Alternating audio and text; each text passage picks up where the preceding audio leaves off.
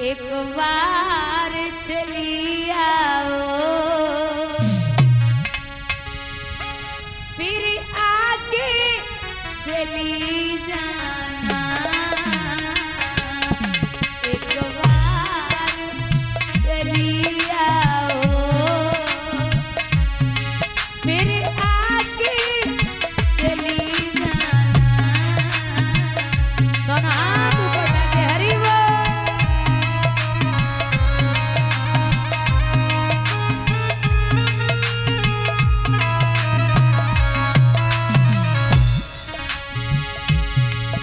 एक बार चली आओ फिर आके चली जाना।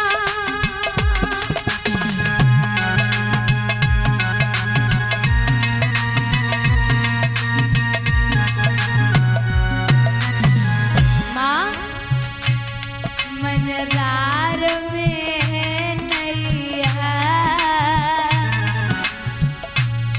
मझधार में है नैया, माँ पार लगा जाना। हरि बोल।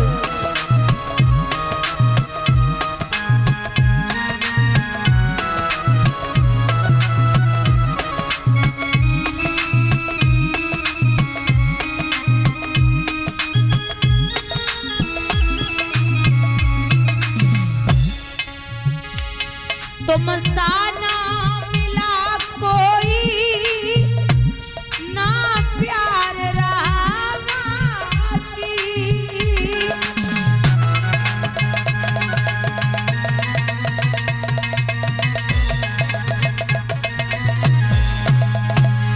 भैया एक तेरा भरोसा है, एक तेरा भरोसा है, बिजली को बना जाना।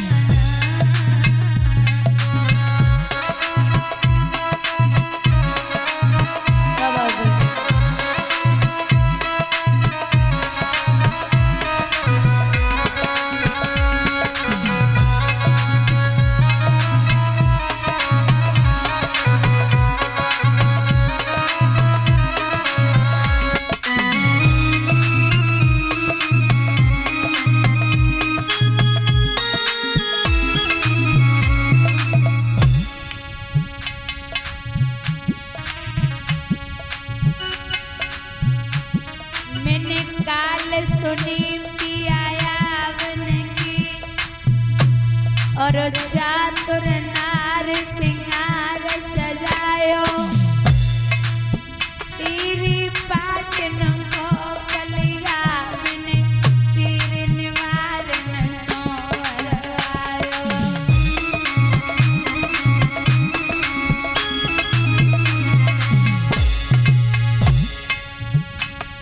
ए पीरी पाटन को पलगा मैंने पीरी निवारण सो भरवायो।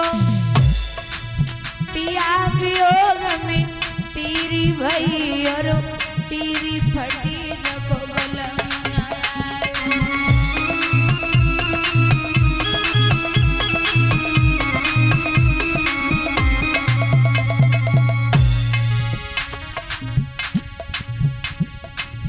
समय पे दुर्जन संग समय सत्संग करावे, समय बढ़ावे रोग समय धनवान बनावे।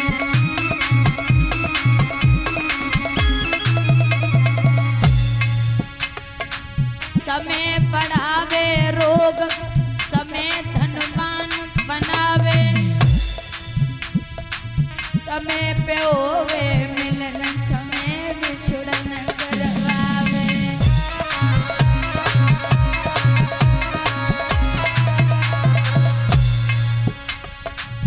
एक दिन रावण ने 10 दिशा जीत लई, एक दिन शीश बके कटिए रन में। एक दिन अर्जुन ने महाभारत जीत लो, एक दिन गोपिका लूटी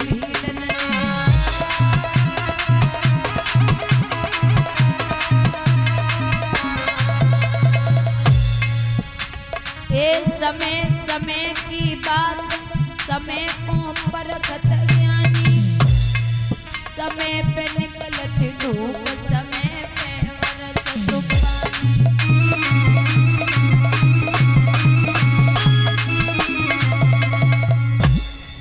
बोली गोविंद भगवान की, सतगुरुदेव भगवान की, संत समाज की। दोनों हाथ ऊपर उठा के जयकारा लगाएंगे। बोली बाल कृष्ण भगवान की। संतो क्या बात है, आप सुस्त हैं आज?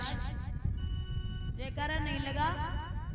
उठा के दोनों हाथ, संत दोनों हाथ ऊपर उठा के बोलिए सतगुरुदेव भगवान की। ऐसे भैया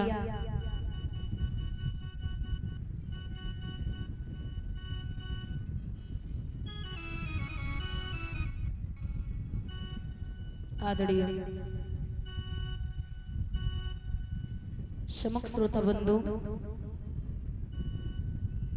आदर के बुजुर्गों, प्यार करने के बच्चों, सीता नसैया और सावित्री जैसी हमारी मात शक्ति, दूर दूर से आए हुए हमारे आगंतुक मान भाव, कथा पांडाल में बैठी हुई पवित्र आत्माएं,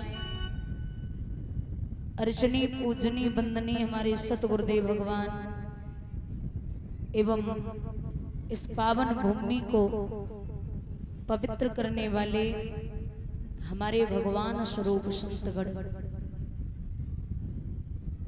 आज इस पावन ग्राम में पावन धरती पर कथा का 7वां दिन है। आज कथा विश्राम की तरफ है।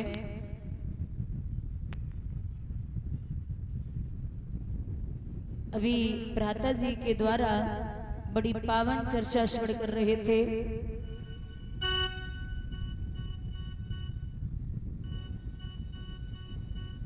उद्धव गोपी संवाद।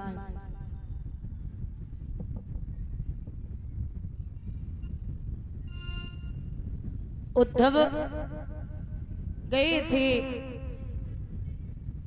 कि ज्ञान देना है उनको, लेकिन श्री सुखदेव भगवान कहते हैं राजन परीक्षित, सखियों ने कहा कि ऊधो ऊधो मन न भये 10-20, एक मना तो सो गयो श्याम संग, अब को राधे ईस, ऊधो मन न भये 10-20। एक ही मन होता है, वो श्याम सुंदर लेके चले गए। अब दूसरा मन है ही नहीं जो आपके ज्ञान की परिभाषा हम सीख सकें। क्योंकि मैं हमेशा लोगों को समझाती हूँ कि जहाँ नेम होता है वहाँ प्रेम नहीं होता, और जहाँ प्रेम होता है वहाँ नेम नहीं होता। आज की दुनिया में जहाँ आपको निस्वार्थ प्रेमी मिल जाए, जो बिना स्वार्थ के आपसे प्रेम करे, तो आप जिंदगी भर उसे साथ रखिए, वरना कलयुग में स्वार्थ के अलावा कोई है ही नहीं। जो निस्वार्थ प्रेमी होते हैं उनका और आपका प्रेम जीवन पर्यंत तक चलता है, और जो स्वार्थ से जोड़े जाते हैं रिश्ते, वो आप खूब खींचोगे तब भी 5 साल लास्ट 10 साल तक।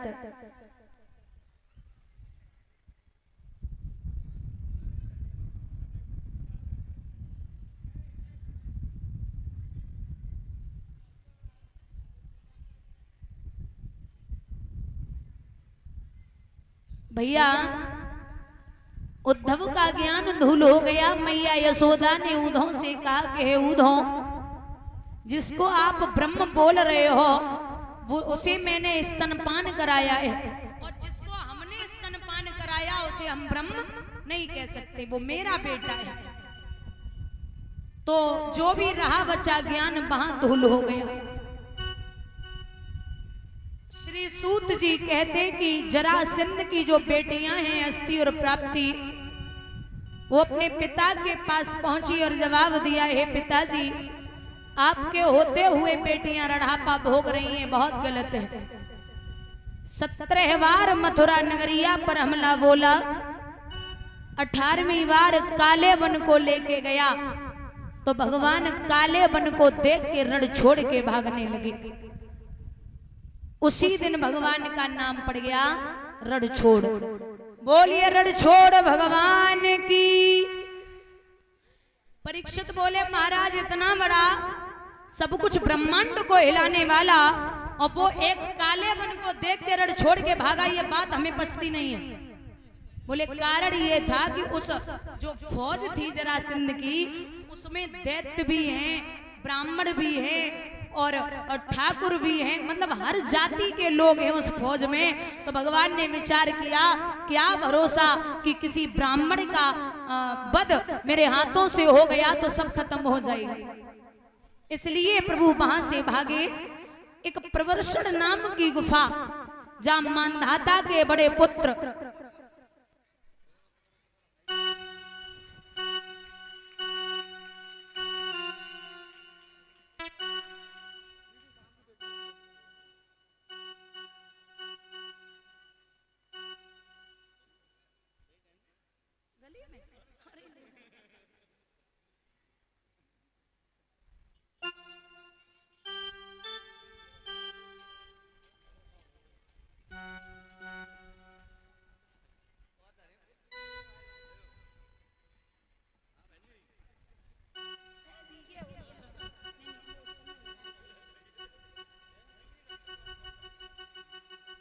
हेलो महाराज, इन मानधाता के पुत्र मुचकुंद जी को वरदान लगा था कि ये उस गुफा में सोएंगे और जो इनको कच्ची नींद जगा देगा वो इनके नेत्र खुलते ही भस्म हो जाएगा। तो प्रभु ने अपना पीतांबर काले वन को देख के मुचकुंद के ऊपर डाल दिया और खुद गुफा में घुस गए।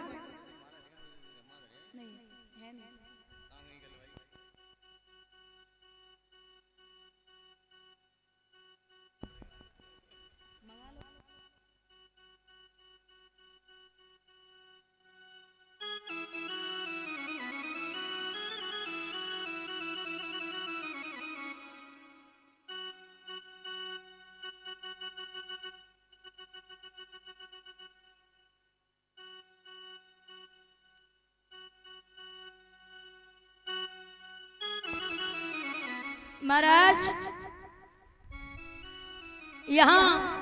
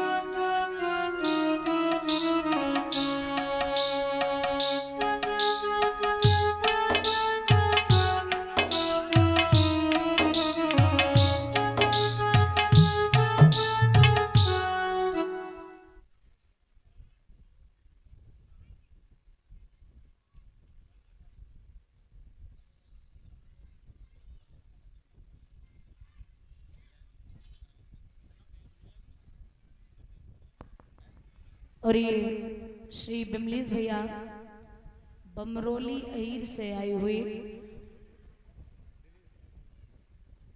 दिनेश भैया जी बमरोली अहीर से आए हुए सम्मानित कर रहे हैं, मूर्ति संप्रेम भेंट कर रहे हैं। और हमारे सम्माननीय श्री पप्पू यादव जी बहुत बहुत आभार सम्मानित कर रहे हैं। ठाकुर जी से कामना करते हुए ईश्वर सुख और संपत्ति प्रदान हो, ठाकुर जी का आशीर्वाद बना रहे, ऐसे बड़ों का आशीर्वाद हमारे ऊपर बना रहे और भगवान का आशीर्वाद ऐसे बड़ों पर बना रहे, ये विलासा और आकांक्षा है गोविंद से। आप यूं ही धर्म के कार्यों में अपने हाथ आगे को बढ़ाते रहे। तो विद्वान लिखते हैं कि यवने भस्म सान्निते भगवानम सात्वतर्षवा आत्मानम दर्शयामास मुचकुंदाय धीमते। प्रभु के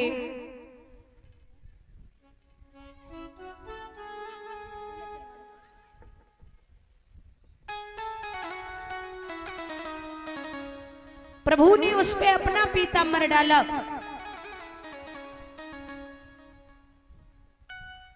और जब पीताम्बर डाला है, काले बन को लगा कि ये कृष्ण है, कसके लात जमाई है। और जब लात लगी, मुचकुंद जी के नेत्र खुले, काले बन तुरंत जल करके भस्म हो गया। भगवान बाहर निकल के आए और बाहर निकल करके दर्शन दिए हैं। कहा कि मैं ही ब्रह्म हूं, और जो व्यक्ति कर्मों को न करके फल की इच्छा करता है, मैं कदापि आसपास नहीं भटकता, क्योंकि जन्म कर्मा विधानानि संति में यज्ञ सहस्रशः न संकमत्ते न संख्या तुन्मंत तत्वा न्यायापि। आप ये समझिए मुचकुंद जी कि जीवन में हर जीव, हर प्राणी, हर पशु, हर जगह में विचरण करता हूं, और इंसान कितना भी ऐसा नहीं है कि पाप करने के बाद अगर ये सोचे कि मैं पुण्य करके बच जाऊंगा, ये कदापि नहीं हो सकता। अगर ऐसा ही होता तो आज के समय में आदमी 4 मृतक शरीरों को डाल करके 4 इंसानों को मार करके गंगा नहा के अपने पाप काट लेता। जीवन में आप जितना भी कर्म करोगे, ये मत सोचना कि पाप करने के बाद एक भागवत करा दी तो पूरे पाप नष्ट हो गए। ऐसे तो रोज ही आदमी पाप करने लगे। समय के पहले लोग कहते हैं कि मैंने उस दिन भी बताया था कि ये तो कर्मों की खेती है, और जो बोएगा सो पाएगा, और कर्मों में हाथ बटाने को बेटा ना साथ निभाएगा। आप जो करोगे फल भी आपको ही मिलेगा।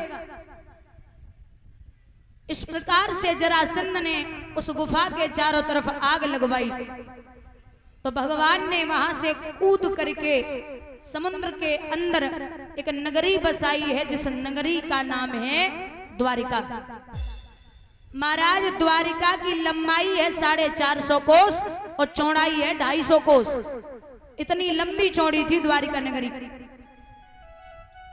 भगवान के जो बड़े भैया हैं, जिनका नाम है बलराम, वो उनकी शादी आनर्ताधिपति श्रीमान रेवतो रेवती सुताम ब्रह्माणायोदिता प्रादात बलायति परोदितम।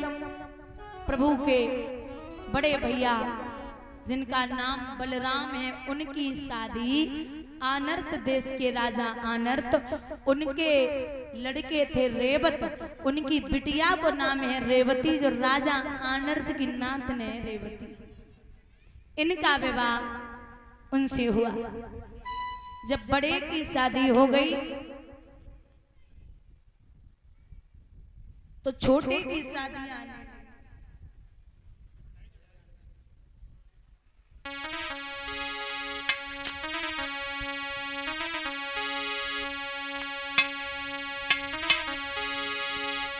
हम होती